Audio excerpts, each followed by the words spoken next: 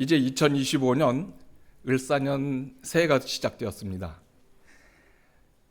여기 을사년 푸른 뱀의 해인데요. 푸른 뱀은 그 지혜와 변화를 상징하는 그러한 푸른 뱀이라고 합니다. 그런 해를 우리가 맞게 되었습니다. 여러분 가정에 평안과 기쁨과 행복이 넘치시는 그러한 한 해가 되시기를 소망합니다. 오늘은 2025년도에 수석 장로의 직분을 다시 하도록 임무를 주셨기 때문에 이 자리에 섰습니다. 지난해에 우리 교회는 교회 차원에서 볼 때에 큰 어려움이 없이 한 해를 잘 마무리할 수 있었음을 하나님께 감사를 드립니다. 그리고 이제 시작하는 올 한 해도 여러분의 각 가정에 하나님의 인도하심과 또 주님의 손길이 함께 하시기를 간구합니다. 오늘도 제가 여기 나왔으니까 우리 교회 재정을 위한 헌금 호소를 드리는 일을 먼저 할 수밖에 없습니다. 여러분들이 매월 작정하여 드리는 월정 헌금과 감사 헌금을 가지고 우리 교회의 운영 자금으로 우리가 사용을 하고 있습니다. 이 자금은 우리가 교회의 건물을 보수한다거나 또 유지하는데 또 우리가 매월 내는 공과금이 있죠. 그 외에 교회를 위해서 사용되는 모든 자금이 우리 여러분들의 월정 헌금과 감사 헌금으로 충당되고 있습니다. 그래서 우리가 이제 거기다가 우리가 지난 8월부터 시작을 했죠. 산호세 교회를 지원하는 그러한 그 자금도 우리가 약정했었는데 이제 올해가 다시 시작했기 때문에 우리가 이 일을 이제 오늘 또 좀 여러분들이 함께 도와주셔서 마무리를 해야 될 것 같습니다. 여기에 그 월정 헌금란이 있고 또 세노세 실리콘밸리 지원 헌금, 우리 작년에 했던 것과 같은 그러한 지원란이 있습니다. 이것을 작성하셔서 이따가 헌금 시간에 다 헌금 바구니에 내주시면 감사하겠습니다. 우리 교회는, 마운틴뷰 교회는 김순근 목사님이 오셔서 김근순 목사님, 제가 자꾸만 헷갈리네요. 김근순 목사님이 오신 이후에 여러 소그룹들을 운영하고 있는 것 여러분들 아시죠?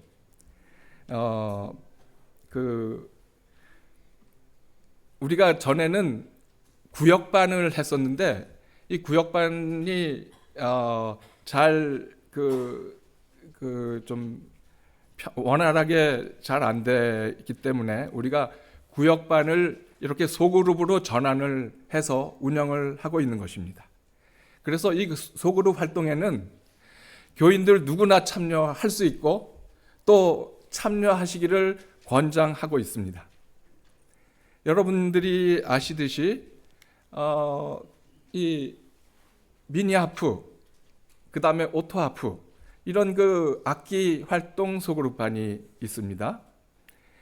또 한 달에 한 번씩 우리가 하고 있는 기도반 소그룹이 있고요. 또 아까 목사님이 광고를 하셨듯이 내일도 우리가 산행하는 일이 있는데 이 산행 소그룹반도 있습니다.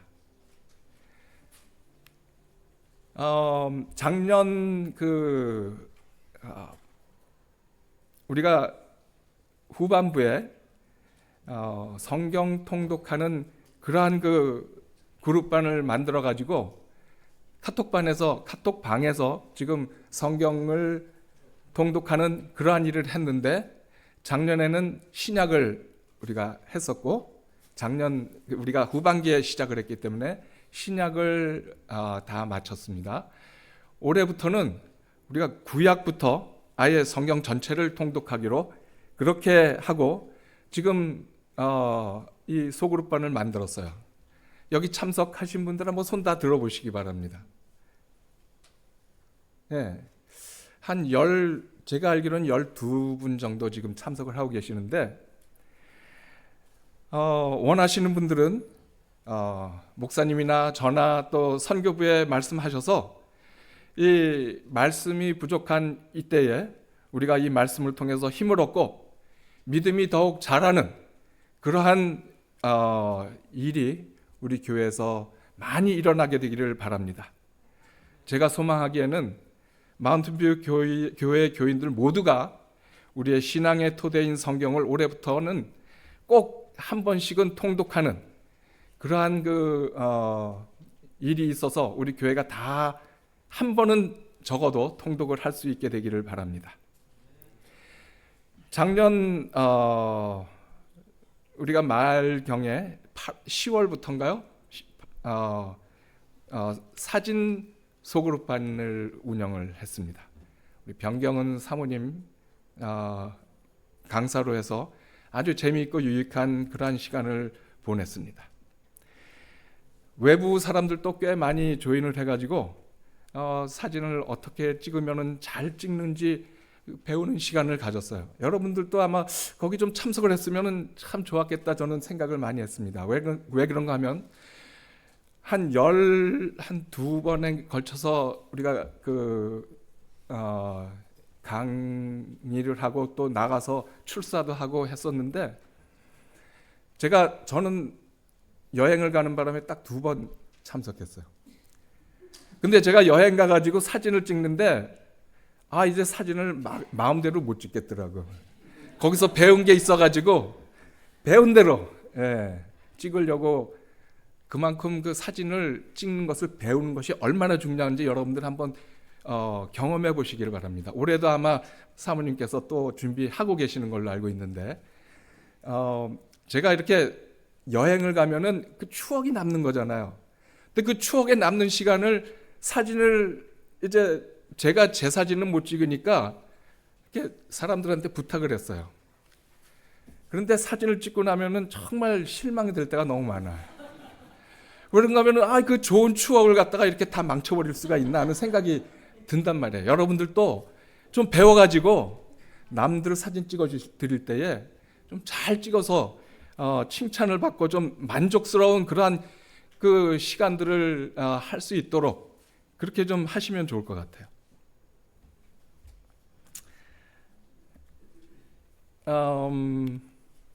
이렇게 아주 우리가 예쁜 포스터도 만들고 해서 모집을 했는데 우리 교회에서는 몇 분 참석을 못 하시더라고요. 그 다음에 어린이 특별 활동반이 있지 않습니까? 우리 이 아이들을 안식일 오후에 우리가 이렇게 한글도 가르치고 성경도 가르치고 해서 아주 좋은 그러한 시간들을 보내고 있습니다. 여러분들의 자녀들이나 손주들도 또 이웃들도 많이 보내주시기 바랍니다.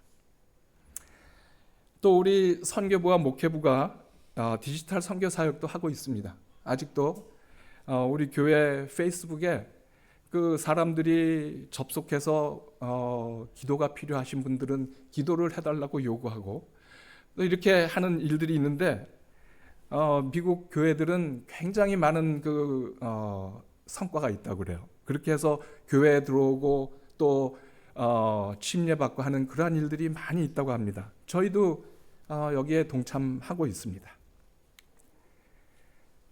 작년에 우리 교회가 여러 집회들을 계획하고 했습니다. 사경회, 주말 부흥회, 전도 부흥회, 기도주일 강사들을 초청해서 여러 날 우리가 주중에도 이런 아주 좋은 시간들을 보냈습니다. 여러분들 다 기억하실 겁니다. 제가 시간이 없기 때문에 빨리빨리 지나가겠습니다. 작년에 우리 교회에 2명의 침례자가 있었습니다. 아주 오랜만에 침례를 2분이 받으셨고 또 영업교회에서도 조인했고 해서 아주 참 뜻있는 또 너무나 감사한 그러한 일들이 있었습니다. 올해에도 우리가 그런 일들이 많이 일어날 수 있도록 여러분들 함께 수고해 주시고 또 새로운 분들을 많이 교회로 이끌어 오시기를 바랍니다. 무슨 사진인지 아십니까? 지난 12월 초에 중북가주 연말 찬양 집회가 있었습니다. 여러분들 한 달 동안 여기서 찬양 연습하셨죠? 그래서 우리가 이렇게 버스를 대절해가지고 한 1시간 반, 2시간 떨어진 그 교회에 참석을 해서 우리가 함께 찬양을 불렀습니다. 한 50여 명 가까이 우리 아이들까지 그 가운데 이렇게 있죠. 아주 그 뜻있는 그러한 시간을 보냈습니다. 올해도 우리 교회가 많은 그 행사들을 계획하고 있습니다. 이런 시간들을 통해서 의미 있고 유익한 시간들을 함께 나누시고 교회가 연합하고 교우들 간의 정도 깊어지는 그러한 시간들이 되도록 그렇게 계획들을 하고 있습니다. 이렇게 우리 마운틴뷰 교회는 교우들의 참여를 위해서 여러 가지 시도들을 하고 있습니다. 이 일들을 위해서 우리 교우들의 적극적인 참여를 바라고 있습니다. 이 푸른 뱀의 해, 변화와 지혜를 상징하는 이러한 그 푸른 뱀의 해에 걸맞는 성장을 통해서 여러분들의 신앙이 더 자라고 변화를 경험하는 한 해가 되시기를 기대합니다. 이제 말씀으로 들어가겠습니다. 오늘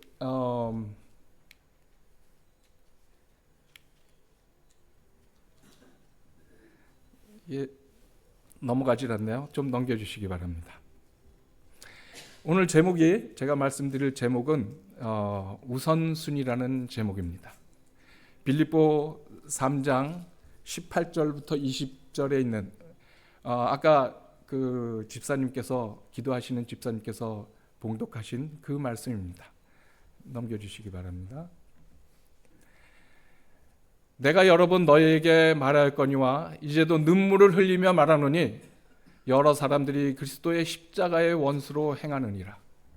그들의 마침은 멸망이요 그들의 신은 배요 그 영광은 그들의 부끄러움에 있고 땅의 일을 생각하는 자라. 그러나 우리의 시민권은 하늘에 있는지라 거기로부터 구원하는 자 곧 주 예수 그리스도를 기다리노니.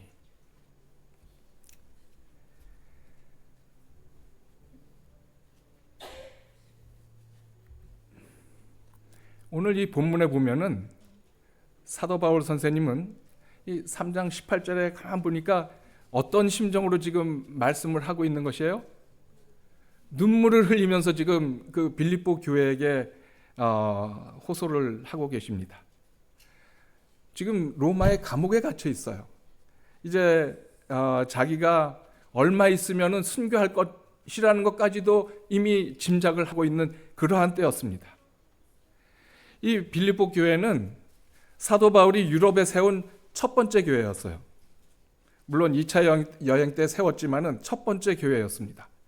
그만큼 사도 바울 선생님이 사랑하는 아주 아끼는 그러한 교회였어요. 이제 사도 바울이 나이가 많아지고 이렇게 자기가 이제 죽을 날이 얼마 남지 않았다는 것을 알게 될 때에 빌립보 교인들에게 유언처럼 눈물을 흘리면서 지금 말하고 있는 것이에요. 그것이 뭐예요? 여러 사람들이 그리스도의 십자가의 원수로 지금 살고 있다. 그들의 마침은 결국은 멸망할 텐데 그들의 신은 배요 그 영광은 그들의 부끄러움에 있고 땅의 일을 생각하는 자라. 이러한 그 호소를 하면서 말씀을 합니다. 이것은 빌립보 교회에 출석하는 교인들 중에 그리스도의 십자가와 원수가 되어서 살아가고 있는 교인들이 많았다고 하는 것입니다. 이들은 교회를 다니지 않는 사람들이 아니었어요. 또 예수님을 믿지 않는 사람들이 아닙니다. 그리고 교회를 전혀 모르는 세상 사람들을 향해서 이렇게 얘기한 것이 아니에요. 이 말씀은 예수 그리스도를 믿는다고 시인하고 교회에 다니면서도 성경을 말씀대로 믿지 아니하고 순종하지 않고 성경의 교훈을 따라 실천하지 않는 빌립보 교회의 교인들에게 이렇게 말을 하고 있는 것입니다.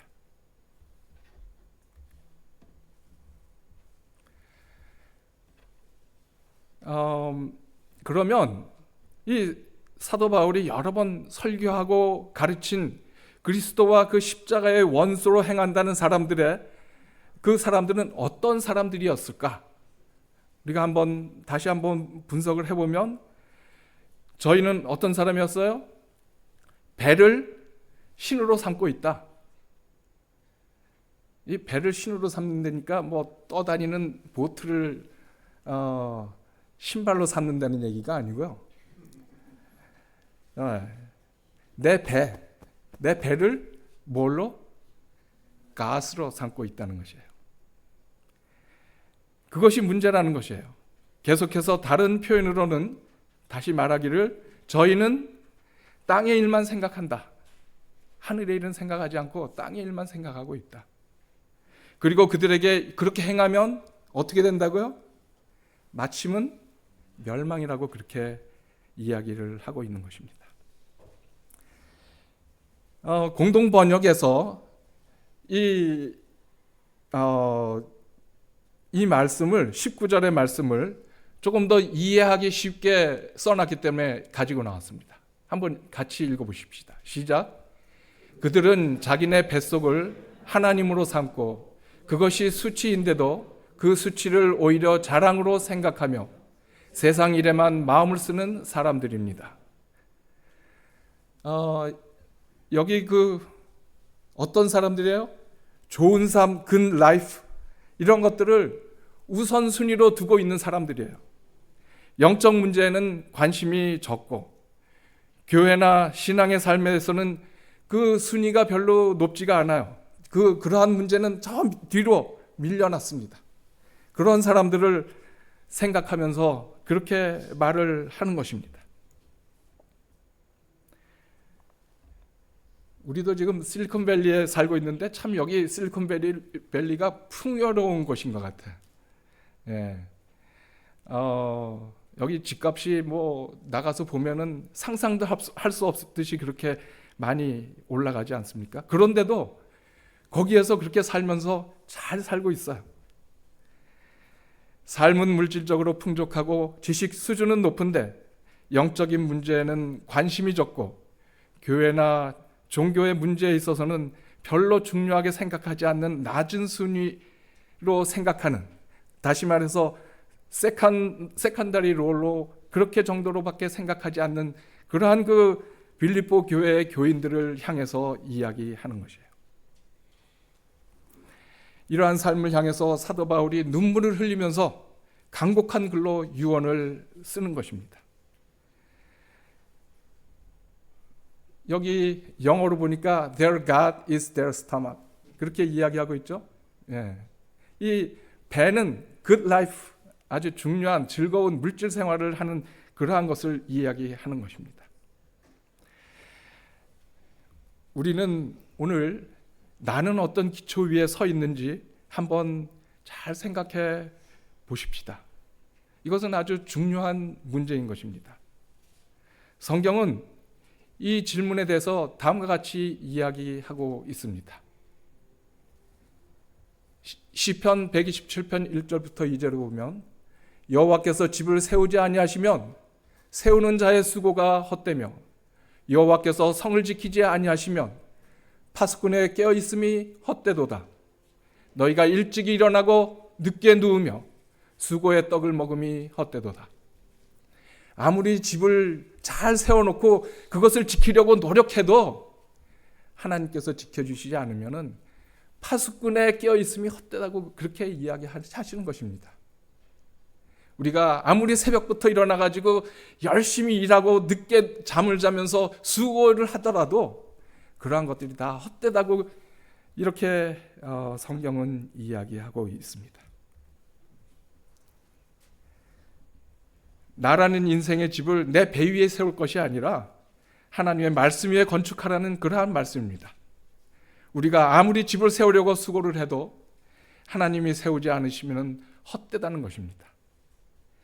하나님을 저 밑에 나중순위로 그렇게 세우는 것이 아니라 나의 삶의 최우선순위에 두는 삶, 이것이 진정한 그리스도인의 자세라고 여기서 이야기하고 있는 것입니다.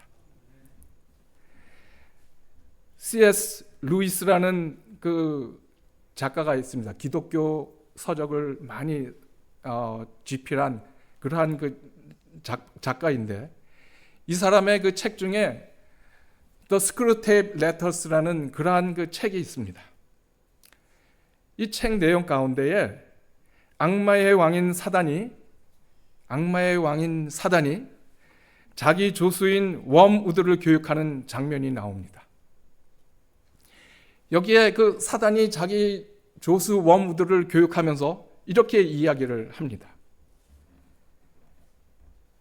교육 내용이 보니까 우리의 목적은 인간들이 악행을 하도록 유혹하는 것이 아니라, 우리가 사람들을 악행을 하도록 유혹하는 것이 아니라 사람들이 결과적으로 아무 한 일이 없이 죽게 만드는 것이다. 인간들이 누구에게 방해받지 않고 또 먹은 대로 살고 있다는, 마음 먹은 대로 살고 있다는 그러한 생각을 가지게 해라. 정신적인 투쟁을 하려는 의욕을 죽이는 것이 요령이다. 여기 이 정신적인 투쟁을 하는 것,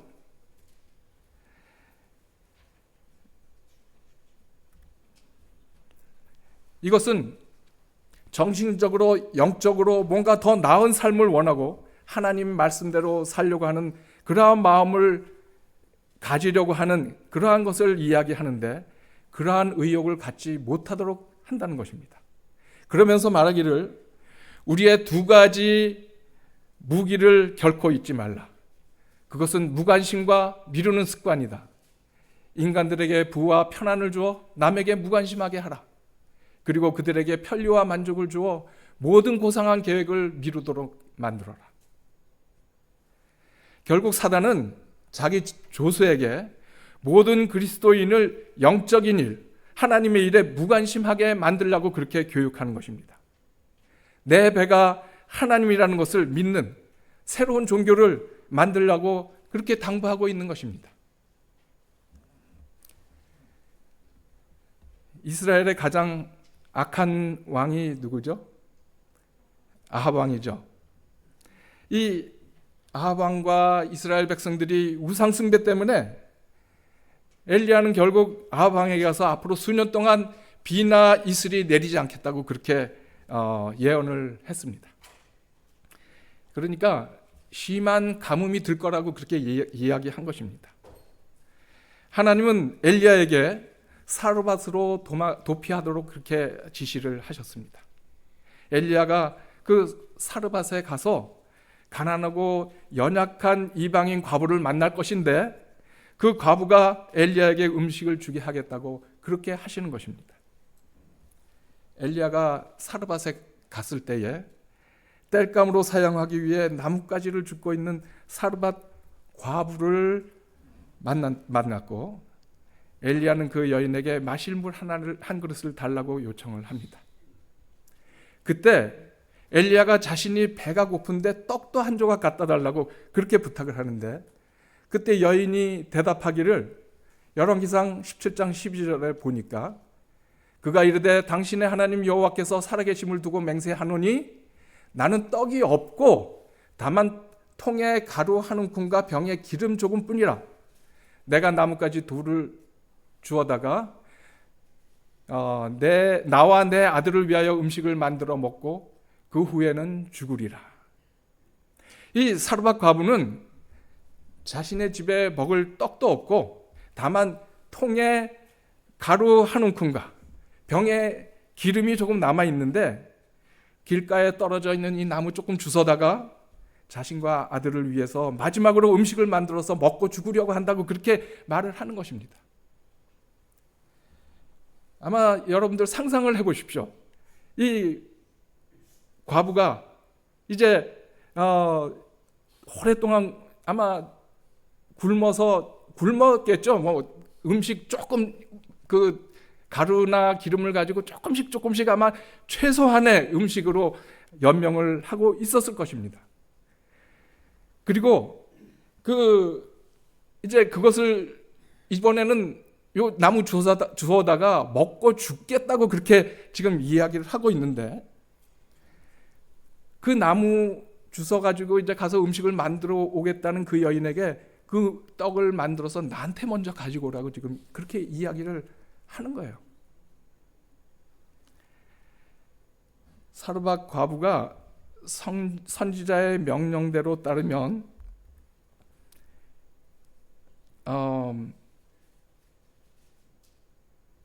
하나님께서 비를 이 땅에 내리시는 날까지 통에 가루가 없어지지 않고 병에 기름도 절대 떨어지지 않겠다고 그렇게 말을 합니다. 여러분 같으면은 이런 상황에서 어떻게 대처를 하시겠습니까? 낯선 사람이 와가지고 나는 이제 이거 마지막 거 먹고 죽겠다고 하는데 이 떡을 만들어 가지고 나한테 먼저 가지고 오라고 하는 그러한 상황이 됐어요. 아마 모르겠어요. 어차피 이거 먹고 죽을 텐데 내가 한 끼라도 내 자식을 먹여야 되는 것이 엄마의 마음 아닐까요? 우리 선지자 왕에 보면은 이 여인에 대해서 이렇게 이야기하고 있습니다.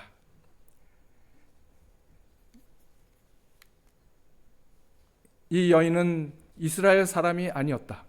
이스라엘 사람이 아니에요. 이 여인은. 그녀는 하나님의 선민이 누리는 특권과 축복을 일찍이 누리지 못했다. 유대인이 아니기 때문에. 그러나 그는 하나님을 믿는 사람이었고 자기의 길에 비추이는 모든 빛을 따라 사는 사람이었다.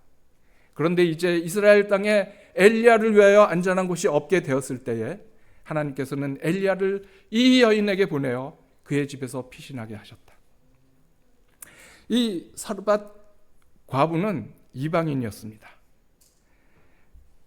그렇지만은 여기 보니까 뭐라고 그랬어요? 하나님을 믿는 사람이었다고. 믿는 사람은 어떤 사람인지 여기 조금 더 나와 있는데, 자기의 길에 비추이는, 조금 전에 자기의 길에 비추이는 모든 빛을 따라 사는 사람이었다는 것이에요. 이러한 사람이 바로 믿음이 있는 사람이라고 여기에 이야기하고 있습니다.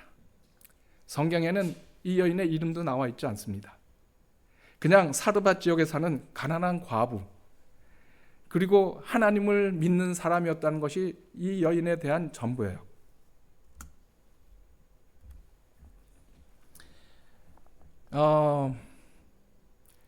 이 아마 통에 남은 마지막 그 가루와 기름, 이 아들과 둘이 먹기도 힘든 그러한 양이었을 텐데, 이 아들에게 떡을 해서 마지막으로 좀 그거라도 먹이고 싶은 그러한 그 엄마의 마음이었겠지만은, 낯선 사람이 와서 내어달라고 그렇게 하는 순간에 이 여인의 마음이 어땠을까? 참 갈등을 많이 했을 것 같은 생각이 들어요. 하나님께서 분명히 이야기는 하셨지만 그게 진짜일까 아닐까도 좀 의심을 할 수 있었고 갈등이 됐을 것 같습니다. 어머니라면 당연히 자식에게 우선순위가 있었을 것입니다. 저 같으면은 아마 그렇게 얘기했을지도 몰라요. 이 사람이 미쳤나?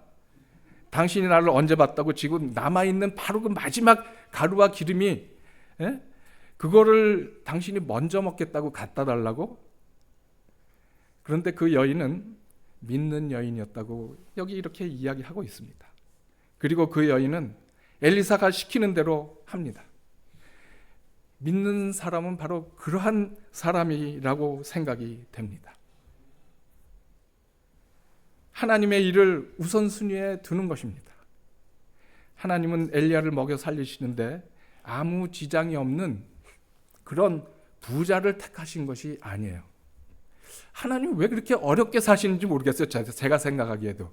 그냥 저 부자를 택해가지고 그 부자를 통해서 이 음식을 공급하셨으면 제일 편하시지 않으셨겠습니까? 그런데 부자를 택하시지도 않으시고 믿음이 있는 그것 하나 보시고 과부, 이제 마지막 음식 먹고 죽겠다는 그 과부를 택하신 것입니다. 주님의 주신 그러한 빛을 따라 사는 사람이면 연약한 자라도 우리 주님께서는 택하십니다. 가진 것이 얼마만큼 있는가가 중요한 것이 아니고 믿음 있는 그 마음이 하나님 앞에는 중요한 것입니다. 이 사르밧 과부는 마지막으로 먹고 죽기로 한 떡을 엘리사에게 갖다 줍니다. 제 생각에는 그러한 그 행위는 이 여인이 자신과 아들의 생명을 하나님의 사람 엘리야를 위해서 포기한 그러한 행위가 아니었나 저는 그렇게 생각을 해봤어요. 아무리 믿음이 있다고 하지만 자기에게 마지막으로 남은 것, 먹고 죽을 것이라고 생각했던 이 여인이 그 마지막 것을 다른 사람에게 내어준다? 이것은 자신의 생명을 내준 것이나 다름없다고 저는 생각을 해봤습니다. 예수님께서는 십자가에서 자신의 생명을 던지시고 우리를 살리시는 그러한 행위를 하신 것과 거의 비슷한 수준이 아니었나, 그러한 희생이 아니었나 하는 생각을 제 나름대로 해봤어요. 사르밧 과부는 엘리야의 말대로 순종해서 떡을 만들어서 먼저 엘리야에게 먹도록 했습니다. 여러분들 다 이 이야기를 잘 알듯이 하나님의 약속대로 그 선지자 엘리야와 그리고 사르밧 과부와 아들 그리고 식구들이 다 같이 먹어도 통 안에 가루와 병의 기름이 기근이 마칠 때까지 떨어지지 않았다고 그렇게 이야기하고 있습니다. 이 여인은 하나님께서 지시한 빛을 따라서 믿음대로 사는 것을 자신의 가장 중요한 첫 번째 우선순위에 두고 살았던 사람이었습니다. 그날 엘리야를 처음 만나던 날에 마지막 남은 그 가루와 빵을 먼저 갖다 달라고 했을 때 엘리야를 욕하고 이건 나랑 우리 아들이 먹을 건데 무슨 말을 하냐고 소리치면서 너 정말 염치도 없는 사람이라고 욕하고 엘리야를 쫓아버렸다면 그 여인과 아들은 어떻게 됐을까요? 그거 먹고 죽었을 거예요. 그죠? 이제 굶어서 죽었을 것입니다. 그러나 믿음대로 순종한 사르밧 과부는 식구까지도 기근에서 구하게 되었습니다. 그러면서 십자가의 원수로 살지 않으려면 우리가 이 이야기를 통해서 어떤 그 마음으로 살아야 될지 한번 다시 생각을 해봤으면 좋겠습니다. 빌립보 3장 20절은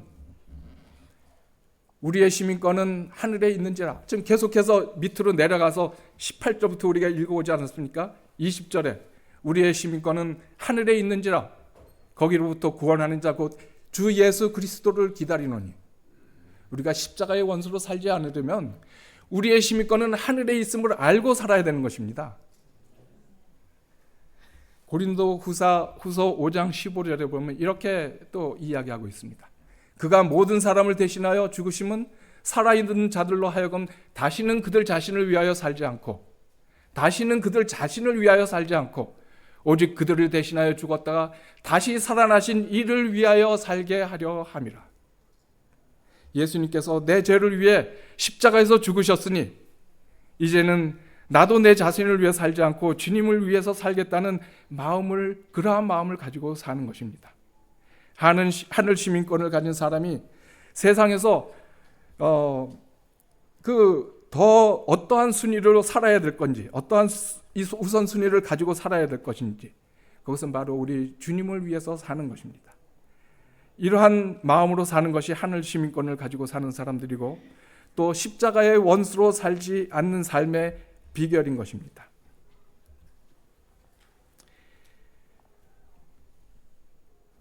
이제 시간이 많이 지났기 때문에 마쳐야 되겠습니다. 2025년 새해를 시작했습니다.